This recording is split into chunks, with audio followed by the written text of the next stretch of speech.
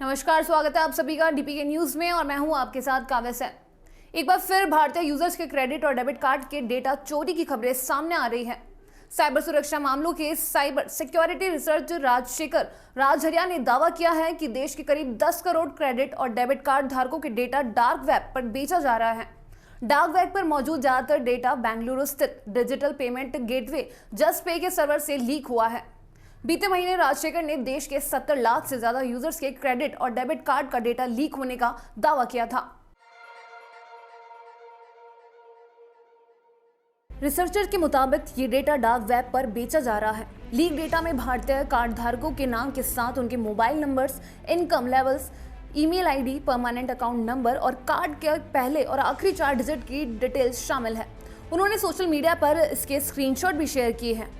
Company ने इस बारे में बताया कि साइबर अटैक के दौरान किसी भी कार्ड के नंबर या फाइनेंशियल डिटेल्स से कोई समझौता नहीं हुआ है। रिपोर्ट में 10 करोड़ यूजर्स के डेटा लीक होने की बात कही जा रही है, जबकि असली संख्या उसके काफी कम है। कंपनी के प्रवक्ता ने एक बयान में कहा है कि 18 अगस्त 2020 को हमारे सर्वर तक अनधिकृत तौर पर पहुंचने की कोशिश किए जाने का पता चला था, जिसे बीच में ही रोक दिया गया। इससे किसी कार्ड का नंबर, वित्तीय साख या लेन देन का डाटा लीक नहीं हुआ है। कुछ गैर गोपनीय डेटा, प्लान एक्सेस ईमेल तथा फोन नंबर लीक हुए हैं, लेकिन उनकी संख्या 10 करोड़ से काफी कम है। इधर राजहरिया का दावा है कि डेटा डार्क वेब पर क्रिप्टो करेंसी बिटकॉइन के जरिए अघोषित कीमत पर बेचा जा रहा है। इस डेटा के लिए हैकर भी टेलीग्राम के जरिए संपर्क कर रहे हैं, जिस पर यूजर्स के डेटा स्टोर करने में payment card industry data security standard का पालन करती है। यदि हैकर कार्ड फिंगरप्रिंट बनाने के लिए हैश एल्गोरिथम का इस्तेमाल करता है तो वह कार्ड नंबर को भी डिक्रिप्ट कर सकता है। इस स्थिति में सभी 10 करोड़ कार्ड धारकों के अकाउंट को खतरा हो सकता है। कंपनी ने इस बात को माना है कि हैकर की पहुंच जस्ट पे के एक डेवलपर तक हो गई थी। जो डेटा लीक हुए हैं वे संवेदनशील नहीं माने जाते हैं। सिर्फ कुछ फोन नंबर और ईमेल एड्रेस लीक हुए हैं। फिर भी कंपनी ने डेटा लीक होने के दिन ही अपने मर्चेंट पार्टनर को सूचना दी थी।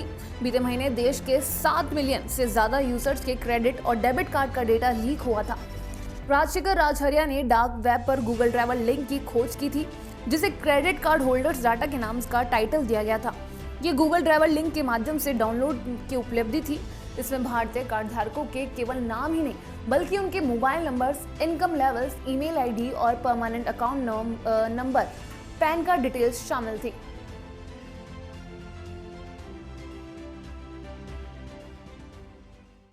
क्या होता है डार्क वेब? इंटरनेट पे ऐसी कई वेबसाइट है जो ज्यादातर इस्तेमाल होने वाले गूगल, विंग जैसे सर्च इंजन और सामान्य ब्राउजिंग के दायरे में नहीं आती हैं। इन्हें डार्क नेट या डीप नेट कहा जाता है। इस तरह की वेबसाइट तक स्पेसिफिक ऑथराइजेशन प्रोसेस, सॉफ्टवेयर और कॉन्फ़िगरेशन की मदद से पहुंचा जा सकता है। सूचना प्रौद्योगिकी अधिनियम 2000 देश में सभी प्रकार के प्रचलित साइबर अपराधों को संबोधित करने के लिए वैधानिक रूपरेखा प्रदान करता है। ऐसे अपराधों के नोटिस में आने पर कानून प्रवर्तन एजेंसियां इस कानून के अनुसार ही कार्रवाई करती रहती है।